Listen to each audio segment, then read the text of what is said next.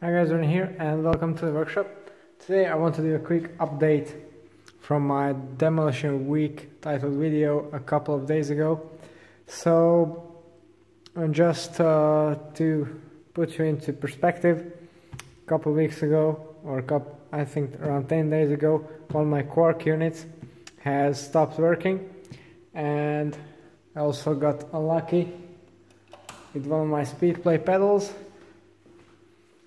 where a tab broke off and rendered them basically without any sideways hole, and I also broke the retention system on my Bontrager Ballista helmet. So yeah, pretty unlucky, but today I want to tell you about how each individual company resolved the issues and what did it take. So let's talk about the Quarq first. I think that's probably the most interesting and well important, because power meters are very important and it's an expensive product. So many people freaked out when I told about this, but I think that it was quite unfair because, well, I'm a SRAM dealer and many of these units have gone through my hands in the last year and a half or so. None of them had any issues whatsoever.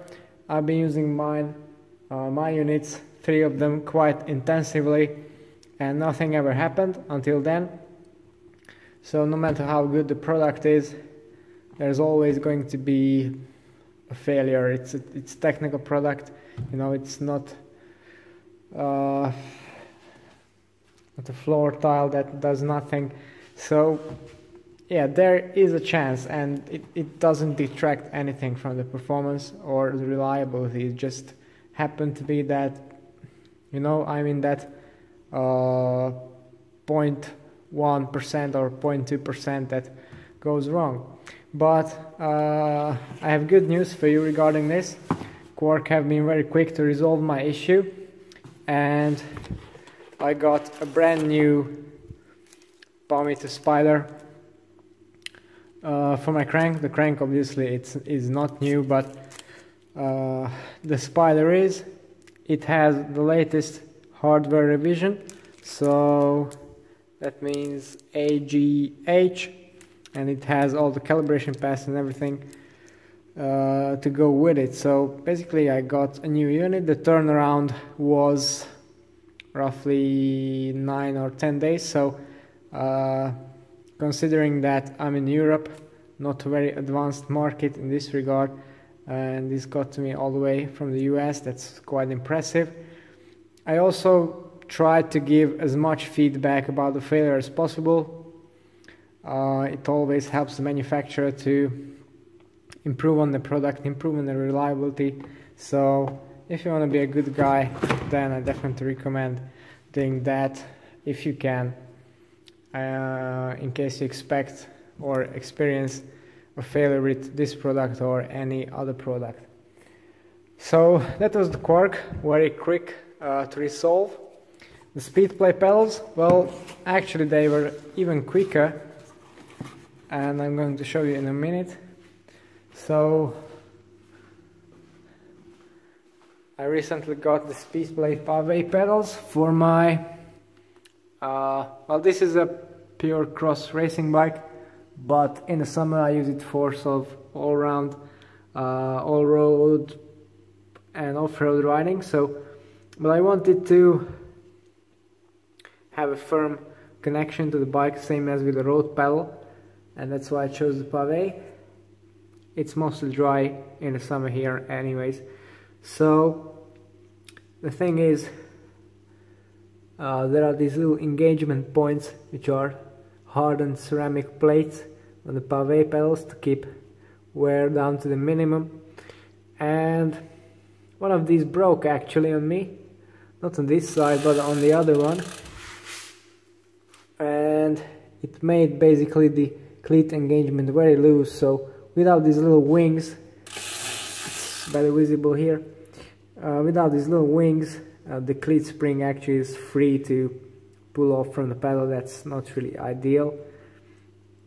and I got a whole pedal body as a replacement, so brand new. I think this was kind of a heat treatment issue because this ceramic material is used because it's super tough.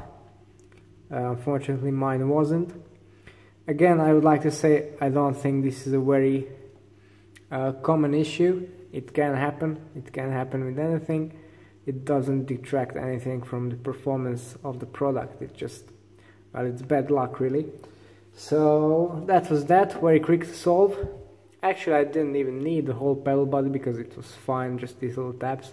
I guess they can't be bought separately, and that's why they replaced the whole pedal body. So yeah, now I'm set with the pedals. The only thing, and I'm actually a bit sad about that, the helmet issue still isn't resolved.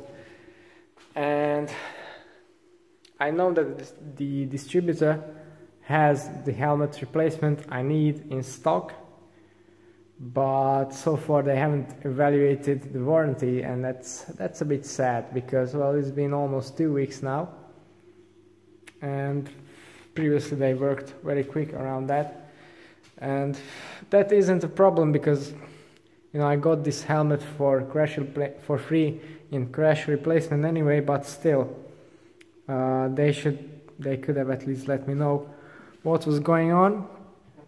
And the other thing is, I would have liked to purchase a replacement helmet, a ballista, but I already have my matte helmet and I have 2 Oakley helmets ordered. They still haven't arrived, so that way I will end up with 4 helmets basically, and that's a lot of redundancy that I don't like to have. So we'll see how that turned out. Okay, so this was a little recap from my warranty procedures. I hope you have found this reassuring because, well, they took care of it very nicely, except from Bontrager so far, but yeah, it just happens. They're going through some distributor changes, so maybe that's the reason. Anyway, I'm doing my first proper stage race starting tomorrow. So first it's a short time trial, I think a time trial, then 2 road stages, pretty flat, so I'm hoping to do well in the TT, so I'm up there in the classification with a good time, and then just keep hanging on to the bunch and finish with the first group, so that way perhaps I'll be able to rank high. Okay, so if you want to know more about the bikes that I use, then don't forget to tune into the channel and subscribe. It's all for today. Thanks for watching and see you next time.